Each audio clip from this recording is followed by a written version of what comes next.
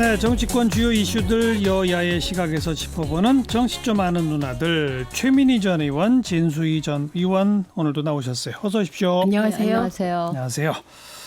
조국 전 장관의 부인 정경심 교수 영장실질심사 끝에 어젯밤 구속 집행이 됐습니다. 예상하셨어요? 저는 어떤 예상도 할 수가 없었습니다. 다만 이제 조국 장관 내 좀 우호적인 혹은 동정적인 법조인들이 기각될 거라고 얘기하는 거엔 동의하지 않았습니다. 네, 어쨌든 그리고 저는 애초에 이 수사가 정경심 교수가 목표가 아니고 조국 전 장관이 목표라고 보았기 때문에 어떻게든 검찰은 조국 전 장관을 소환할 것이며 수사할 것이며 어떻게 해서라도 저는 구속영장까지 칠 것이다. 이렇게 예상하고 있었습니다. 혼자. 조국 전 장관이 목표다. 네, 그래서 어떻게든 연결고리를 찾아내거나 안 되면 무리하게라도 그렇게 할 거라고 혼자 생각해 왔기 때문에 그런 그 좀 우호적인 전망들에 대해서 동의하지 않았습니다. 근데 뭐 판사님들은 너무 다르신 것 같아요. 사람마다. 지난번에 조건 씨는 또 글쎄요. 영장 기각해서 문제가 됐고 이번에는 또 청구해서 또 문제가 됐고 이러니 예상을 못 하겠습니다. 저는 판사님들은. 근데 어쨌든 그 말씀하시는 도중에 보면 조국 전 장관도 소환 조사를 받을 것이고 뿐만 아니라 구속영장 청구까지도 갈 거라고 보는. 저는 그렇게 보고 있었습니다. 처음부터. 그래. 지금도? 네. 지금도 그렇게 예상합니다. 네, 저는 그렇게 봅니다. 진수희 전 의원 예상하셨어요? 저는 가급적 예상을 안 하려고 하는 입장이고 결론에 법원이 내린 결론에 대해서도 왈가왈부 안 하자는 게 이제 뭐 가급적 안 하자는 게 제 입장이었기 때문에 그렇고요.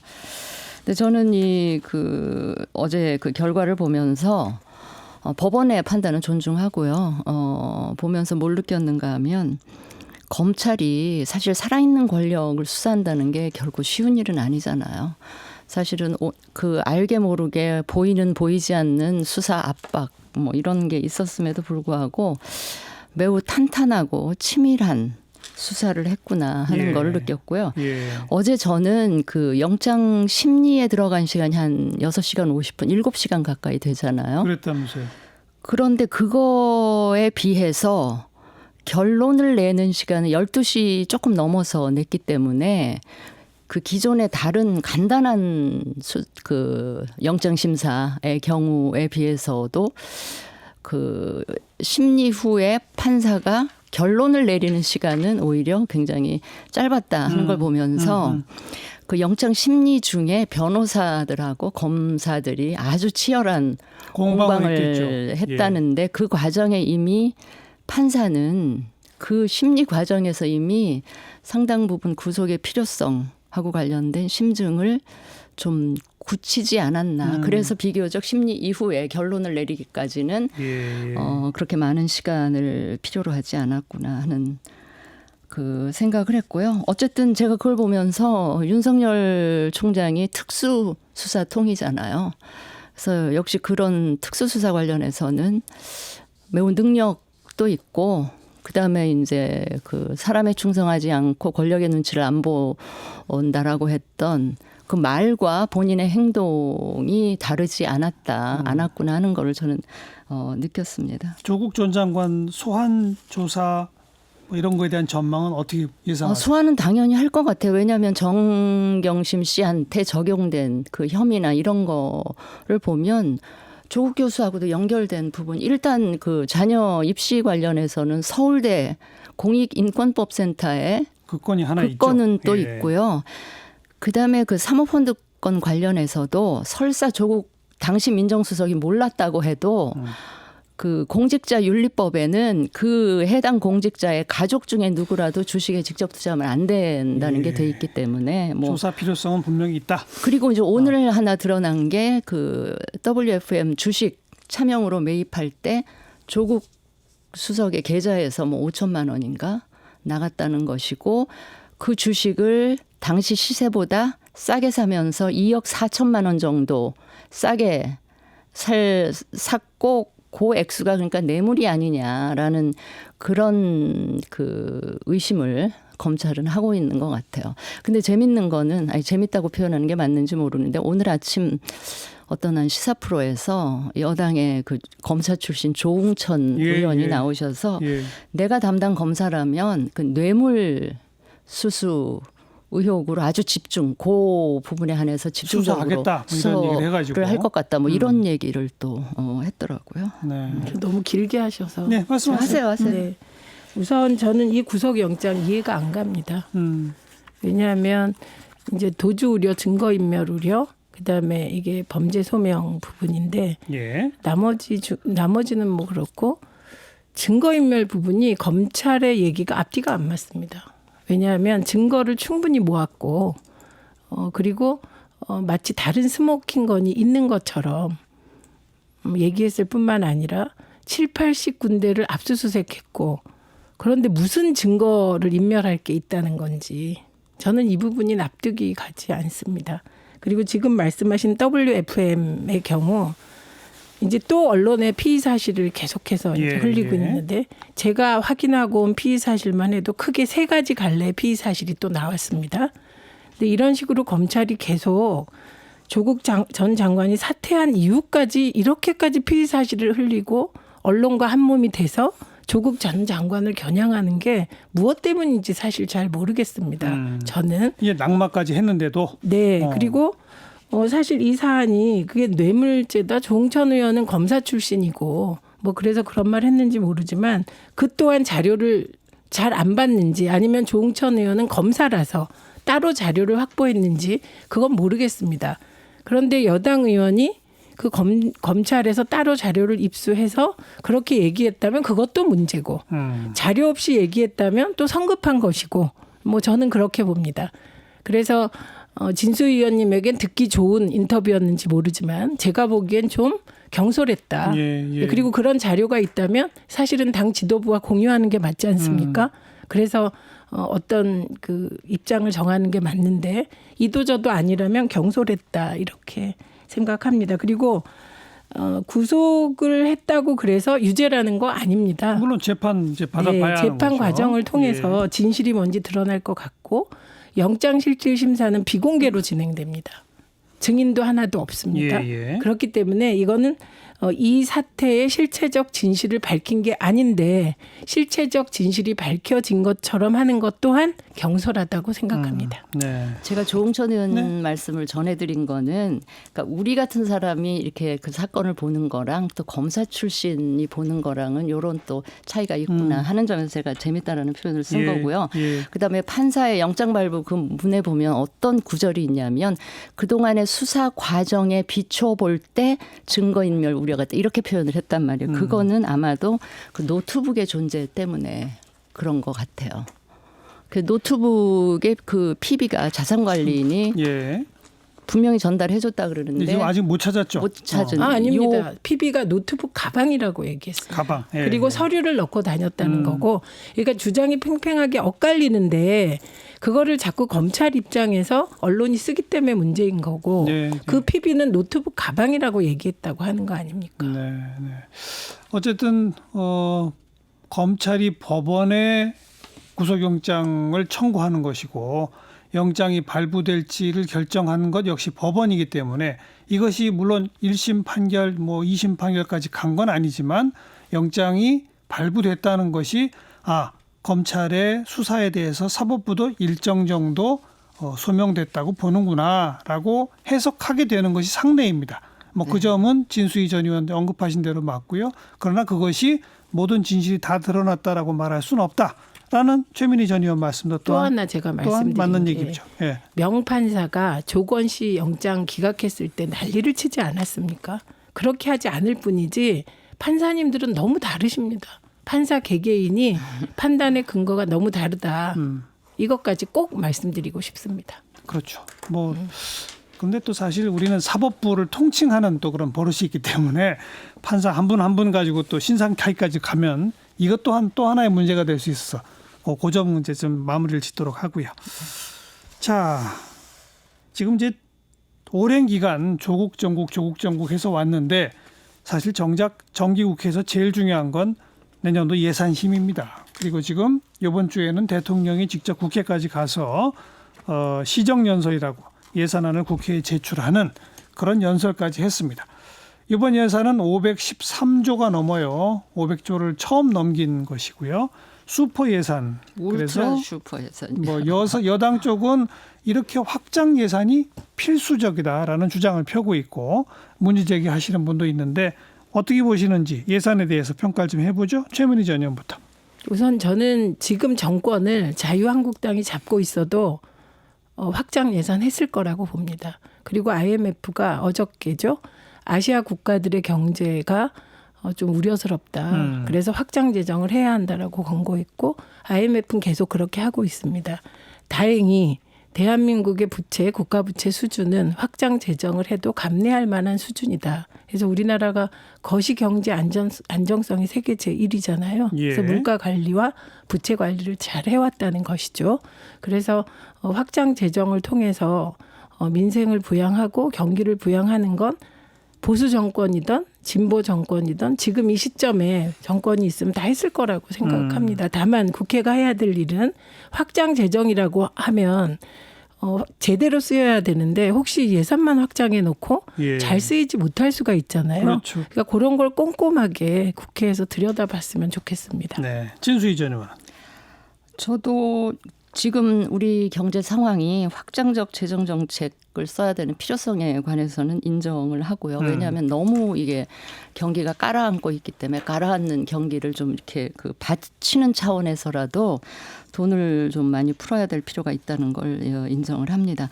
그나마 다행인 거는 말씀하셨듯이 재정 건전성이 아직은 양호한 수준이라서 그거는 굉장히 다행인데요. 사실 이 부분에 관해서는 현 정부도 과거 정부가 그나마 재정 그걸 관리를 재정 건전성 관리를 잘했다라는 노력에 대해서는 평가를 하셔야 되고 그러니까 노상 과거 정권 탓만 하지 말고 과거 정권 덕분이었다는 얘기도 좀 하셔야 된다. 이런 말씀을 드리고 근데 제 걱정은 이제 문제는 앞으로가 문제예요. 올해 지금 성장 수치가 지금 오늘 3분기가 경제 성장률이 0.4% 정도밖에 안 돼서 올해는 2%도 결국은 안 될 가능성이 높다 이렇게 나오잖아요. 그러면 이제 기업들 힘든 거 이런 거 다 감안하면 이제 내년 후년 세수가 엄청나게 감소할 그 위험성이 지금 커져 있는 거거든요. 그러면 막상 이 내년 예산을 계기로 이렇게까지 늘려놓은 재정 수요를 앞으로 그 세수는 줄고 주는데 이 줄어드는 세수로 늘어난 재정 수요를 어떻게 다 감당을 하겠느냐.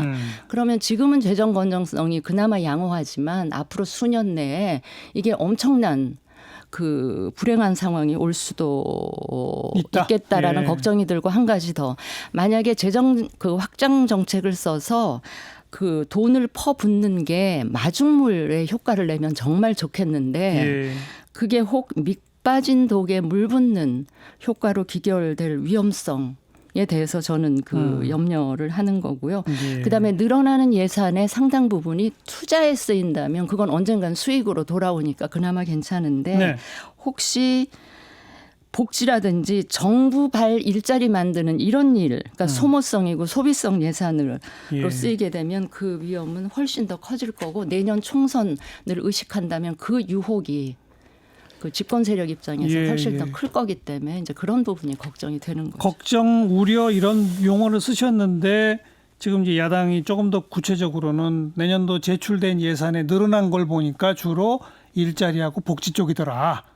그래요. 이거는 그것까지는 제가 안 봤는데. 이거는 밑빠진 독에 물 붓기다는 식의 비판을 하고 있거든요. 왜냐하면 복지 예산을 한번 늘리면 이게 다시 줄이기가 굉장히 힘들고요. 아무튼 저런 비판에 대해서 어떻게 생각하세요? 최민희 전. 우선 일자리 예산을 자꾸 정부에서 공공부문 일자리 중에 소위 어르신 일자리 늘리는 부분에 대한 비판이 있는 거 알고 있고 그런 부분에 일자리 예산이 다 쓰이는 것 같은데 그거 10%밖에 안 됩니다. 구체적으로 보면. 10%다? 네. 그래서 그걸 가지고 문제 삼을 건 아니고 그리고 그렇기 때문에 이제 야당이 필요한 거죠. 만약에 정말 그런 선심성 예산이라면 근거를 대고 깎아야죠. 그 역할이고 아까 말씀하신 역대 정권 부채 문제 그 부분은 이제 저희가 여러 번 얘기를 한 건데 김영삼 정부에서 60조 3천억이었거든요. 그리고 김대중 정부 때 134조로 늘어납니다. 2배. 그 이유는 IMF 극복 때문이었고요. 노무현 정부 때 이게 299조로 늘어났습니다. 그리고 이명박 정부 때 443조로 늘어났습니다. 그런데 박근혜 정부 때는 3년 차에 이게 600조가 넘어가고 만약에 그런 중과 추세였다면 지금 현재 2년, 그러니까 만약에 5년을 다 태웠으면 약 921조가 될 거다. 그래서 그때 국가 부채가 박근혜 정부 때 너무 많이 늘어나서 그게 문제가 됐던 적이 있었다. 그 말씀 드리고요. 그다음에 MB 정부 때 443조니까 이것도 1.5배 가량 늘어난 거거든요. 그러니까 그때까지는 비교적 국가 부채 관리가 잘 돼 왔다. 그거는 인정합니다. 그런데 공기업 부채가 문제가 됐던 것이고요. 예. 그래서 예산 부분은 저는 이제 야당이 얼마나 꼼꼼하게 그 선심성 예산이나 불필요한 예산을 잡아내느냐의 문제라고 봅니다. 앞으로 심사 과정에서 꼼꼼해야죠. 예. 그래요. 어쨌든 그러니까 이 일자리 창출 복지 예산 그러나 그 중에서도 마중물적 효과를 얻을 수 있는 일자리 창출과 복지 예산 이런 게 필요하다는 거는 최민희 의원님도 동의하시는 거 아니겠어요? 당연하죠. 그렇죠. 예. 알겠습니다. 그다음 시정연설에서 하나 또 불거진 게 대학 입학 제도에 대한 것이고 정시 확대라는 얘기를 대통령이 명시적으로 딱 표현을 해서 그래서 또 지금 일파만파 논란이 되고 있는데요. 여기에 대해서 그냥 한 말씀씩만 듣고 오늘은 시간 관계상 정리를 해야 될 것 같은데 진수희 전 의원 일단 어떻게 보세요? 대입제도 개편 방향 또 정시 확대라는 걸 대통령이 콕 언급한 대목에 대해서. 근데 사실 입시제도는 교육 제도의 일부잖아요. 그리고 교육제도는 사실은 국가 백년지 대계라고들 다들 이야기를 하는데 이걸 이렇게 그 대통령 말씀 한마디에 입시제도를 확 바꾸는 식으로 이렇게 방향을 트는 거는 매우 위험하고 국민들 반발도 굉장히 있을 것이다. 왜냐하면 지금 현재의 입시제도가 과거에 그 수능 점수만 갖고 전국에 있는 고3 수험생들을 일렬로 줄 세우고 학교도 줄 세우는 이런 폐단을 없애자고 만든 게 이제 학종 평가고 그렇죠. 이런데 여기에 문제가 있다고 해서 이걸 과거로 완전히 돌아갈 수는 없잖아요. 그러니까 완전히는 못 돌리죠. 그러니까 제도를 바꾸더라도 뭐 정시를 뭐 50%든 늘릴 때 늘리더라도 이거는 정말 공론화 과정을 시간이 좀 걸리더라도 공론화 과정을 거쳐서 정말 인내심을 가지고 이 합의를 이뤄내야 되는 부분이지 그 대통령 말 한마디로 이렇게 할 일은 저는 아니다고 보고요. 또 지금 이때 이 이야기를 하니까 마치 조국 교수 자녀 입시 관련 문제가 조국 부부의 도덕성의 문제가 아니라 제도 탓이었다 이렇게 돌리려고 하는 거 아니야? 라는 의심을 살 수도 있다 이렇게 생각을 합니다. 자, 최민희 전 의원. 네. 이게 사실은 정시 확대는 지난번에 교육개혁위원회 김영란 전 대법관이 위원장이었죠. 거기서도 정시 확대 권유를 했었죠. 그러니까 갑자기 지금 나온 건 아닙니다. 그리고 이 얘기 대통령께서 이 얘기 하자마자 황교안 대표가 50% 정도로 정시를 늘리는 안을 마련하겠다고 했더라고요. 그러면 왜 대통령께서 이랬을 때 대개 야당은 비판하고 비난하고 또 막 트집 잡는 건데 그러지 않고 50%를 얘기했냐. 그거는 이 정시 확대 요구가 그만큼 국민적으로 이게 정시를 확대하는 게 공정하겠구나라는 요구가 있다는 뜻이거든요. 여론의 지지. 예. 그러나 저는 개인적으로 저 개인적으로는 정시 확대가 능사냐 그건 아닌 것 같고 학종이나 그러니까 수시의 여러 방법이 공정해질 수가 없는 건가? 정말 우리 교육계는 그렇죠. 신뢰를 회복할 수 없겠나? 예. 뭐 제고할 수 있는 방법은 없을까? 이런 고민을 개인적으로 하고 있습니다. 그러나 대통령의 뜻을 존중합니다. 국민 여론이 너무 압력이 강하기 때문에 예, 이 정도입니다. 제일 야당이 반대만 하는 건 아니네요. 그러니까. 이번에 하여튼 50% 하겠다고. 근데 이제 그 비중이 어떻게 될지는 또 계산마라서 생각마다 조금씩 달라요. 다릅니다. 근데 그게 때문에. 수도권 대학하고 지방 대학은 또 굉장히 차이가 크죠. 수도권에 열악해져서. 있는 특히 이 서울 소재 유명 대학들이 네. 정시 비중이 너무 낮다. 그런 지적들이 많이 있었기 때문에 그런 대학에 대한 정시 비중을 높이도록 하는 것까지는 공감대가 있을 것 같은데 그걸 넘어서 전국적으로 정시 비중을 대폭 더 올린다? 여기에 대해서는 또 찬반 양론이 되게 부딪히는 것 같아요. 국민 여론이라고 하시지만 목소리 큰 사람들의 여론이 아닙니다. 그렇게 형성이 되는 그게 거지. 아닙니다. 저 지방에 있는 지방 대학들은 더 어려워지고 뭐 그런 문제가 있어. 그런 것까지 다 포함해서 좀 더 심사숙고하고 만들어야죠. 의견 수렴하고 저는 이러자는 얘기. 그 여론이 주로 강남, 시험, 그러니까 수능 준비를 아주 수월하게 할 수 있는 사교육에 쪽에서 들어가지고 할수 주로 있는. 나오는 의견이라고 예. 생각합니다만 예. 그래도 정시가 수시보다는 공정하다. 이거는 또 일반적인 것입니다. 근데 저는 개인적으로는 지금의 수능 체계로는 수능 정시를 늘리는 것이 과연 모든 계층에게 보편타당한 공정함이냐 그렇게 그런 건 생각이 아니죠. 안 됩니다. 알겠어요. 그래서 알겠어요. 학력고사라면 모를까 좀 더 예. 고민이 필요하지 않을까 합니다. 그러니까 서울, 지방 또 서울에서도 강남 뭐 각자 요구하는 바들이 조금씩 네. 다르다. 그걸 사실은 감안해서 정책을 만들어야 하는 거죠. 네. 그러니까 이번에 나오게 되는 정책도 전국 일률적으로 적용하는 것이 아니라 지역별로 특화된 네. 비율 조정 같은 것도 미세 조정이 될 수 있는 그런 게 돼야 한다는 주문 말씀으로 들으면 될 것 같아요. 정치 좀 아는 누나들 최민희 전 의원, 진수희 전 의원 수고하셨습니다. 고맙습니다. 감사합니다.